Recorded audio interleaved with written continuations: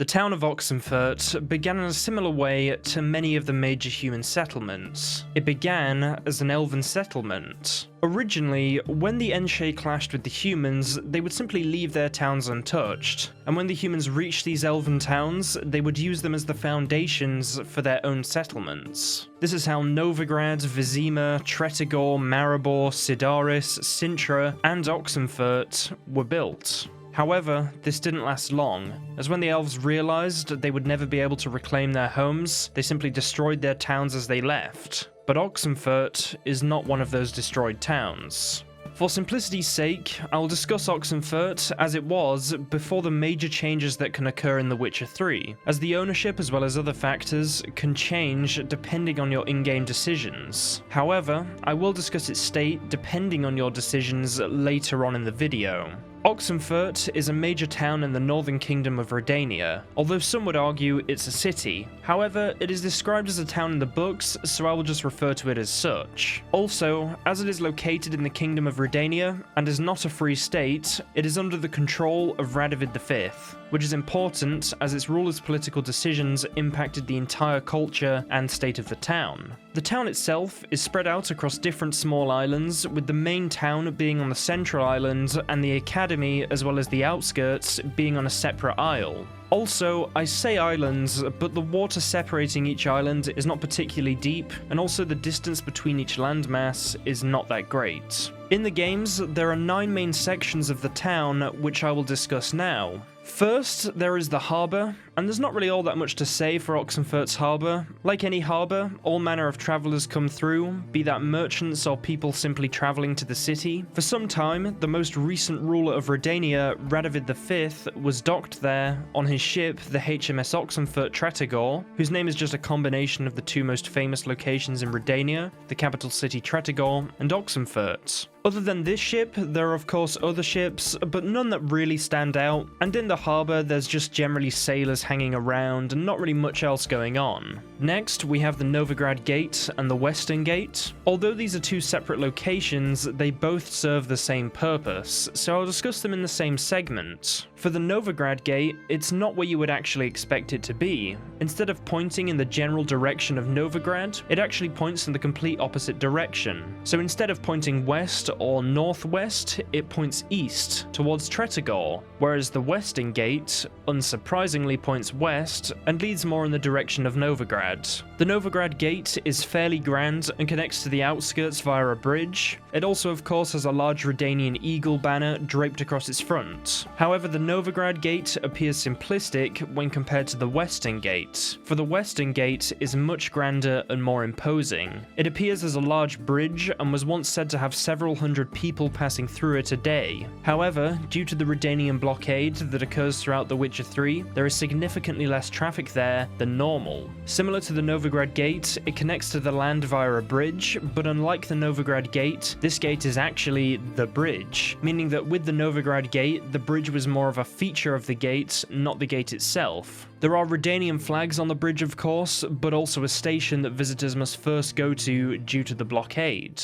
The next area is somewhere that features quite significantly in the Witcher 3 main story, this area being Jrs Jr.'s mansion. The original name of this mansion, or even its official title, is not known, but considering the large amount of Oxenfurt that it takes up, I imagine that at some point it must have been a fairly significant place in town. Perhaps it was the King of Redania's accommodation where he stayed in Oxenfurt, or maybe the home of the Mayor of Oxenfurt. Although I will say there is no mention of an official like a mayor in Oxenfurt, perhaps it is simply ruled by the king with no duke or noble to sort of mitigate in between. So although we don't know this mansion's origins, based on its size alone, we can imagine it must hold some sort of importance to the town. In The Witcher 3 though, it is under the possession of the crime lord Cyprian Wiley, who was gifted the mansion, or at least loaned the mansion, by Radovid V, as a way to keep him safe and undermine the Big Four of Novigrad. However, by the end of The Witcher 3's main story, this mansion is no longer owned by Whoreson, as Radovid V no longer saw any use in him. The mansion itself exists in its own small compound with another small house, that I imagine was just used for any guests. Oxenfurt also has many shops as well as a marketplace. There is a barber's, an armorer's, a swordsmith's, a local inn known as the Alchemy, and of course a marketplace that contains attractions from various merchants to musicians. The marketplace is also home to a notice board that the local residents can post anything from bounties to contracts to just simple advertisements. Oxenfurt, sometime prior to 1272, became home to the Borsodi auction house. The Borsodi auction house originally existed in Novigrad until the owner, Horst Borsodi, was made an offer by Radovid V to move to Oxenfurt. This offer was basically that he would tax Horst nothing as long as he moved there. This auction house contains 3 floors, however to the general visitor, only the first 2 would be known, as the other is located below ground and only accessible through a passage that I imagine Horst didn't just let the average visitor know about. There is a top floor where the auctions are held, the floor below where the items are put on display, and the floor below that, which is a large underground area, containing various statues, desks, bookshelves, and of course, the Borsodi's vault. This area is featured heavily during a Hearts of Stone quest, in which Geralt hopes to pull off a heist to fulfill one of Olgierd von Everec's wishes. The next area is the Oxenfurt sewers, that are only accessible through a well in the main square. They are without a doubt the most dangerous area in Oxenfurt. They are home to drowners, rats, and at one point a giant prince turned toad.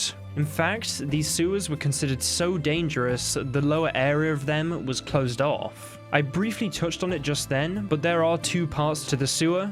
The higher and lower areas, they aren't that much different to the sewers in Novigrad, except there is a large area located deep in them where the Toad Prince was once located.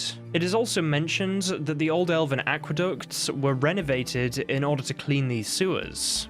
Gerard Prison is a prison that is located in Oxenfurt, and it has a reputation for being one of the most horrific of the prisons in the Northern Kingdoms. It has even been said that once sentenced, none leave there alive. During The Witcher 3, Geralt must enter this prison in order to rescue a member of the Lodge of Sorceresses, Margarita. Sheila de Transaville can also be found there depending on your choices in The Witcher 2. The state of her gives you an indication of the prisoner's treatment there. It is mainly guarded by Redanian soldiers, but with the recent formation of Radovid's witch hunters, the witch hunters can also be seen guarding this prison. The prison is surrounded by high walls, and the main upper area of the prison is where most of the guards are located.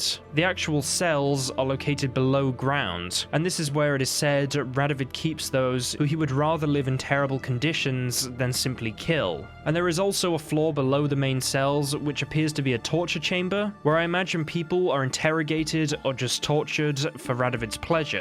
It is this area that can be accessed through various underground passages that lead to the swordsmiths I mentioned earlier. Well, by accessed I mean with enough force a hole can be blown in the brick wall of the prison. Finally, there is the most famous area of this town, this area being Oxenfurt Academy.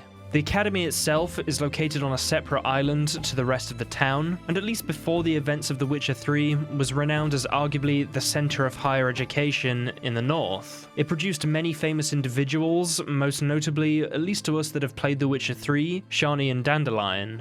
All sorts of different subjects are taught there, such as the arts, medical studies, herbology, philosophy, and even astrology. Although I imagine most that is generally taught is taught there. What I mean by that is I imagine swordsmanship isn't taught there, but most of the cultural and scientific subjects are. The academy was closed prior to the events of The Witcher 3, as the rector of the academy wished to offer Radovid an honorary doctorate. However, the faculty disagreed.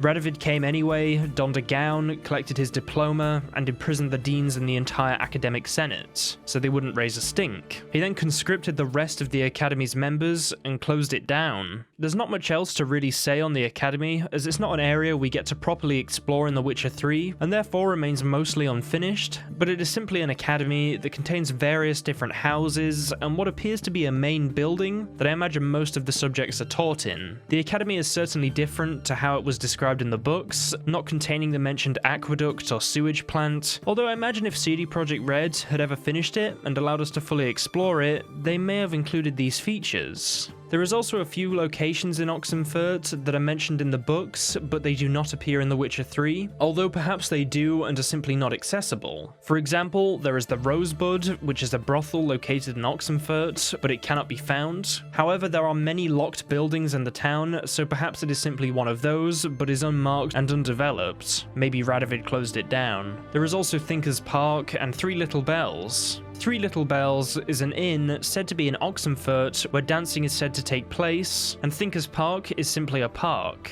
but neither are present in the game version. I have now discussed Oxenfurt in full, however I haven't discussed its state after the events of The Witcher 3, and effectively it goes as follows. If Dijkstra is made king, it goes under his control. If Radovid is left alive, it remains under his control. If Dijkstra and Radovid are killed, it goes to the Nilfgaardian Empire, which can then either go to Emir or Ciri if you make her empress. But that's it for today's entry, guys. I've wanted to do an in-depth video discussing this town for a while, and I think I've covered just about everything of importance in the town. Of course, there are key events that occur, but I purposely left them out as I wanted to make this video more of a guide to the town than discussing everything that happened there. Perhaps I will do videos in the future discussing the key events, such as the student riots, or what happened here with Shani and Geralt during the books, but these events will probably just crop up in the future anyway, for example in a Shani video. In fact, I've already discussed the events surrounding the auction house in a Borsodi video, so I imagine you all understand what I mean by saying these events will just crop up anyway. As always, if you've enjoyed today's video, give it a like to see more, and to let me know you support this sort of content. And also subscribe if you're new, as I make Witcher videos every week, and if you subscribe, you won't miss them. Be sure to follow my Twitter and Twitch, and as always, a big thanks to the Patreon pledges. You guys are awesome, and just thank you all so much for your support. I really appreciate it. Anyway, that's it for today's video, guys, and I'll see you all in the next one. Have an awesome rest of the week.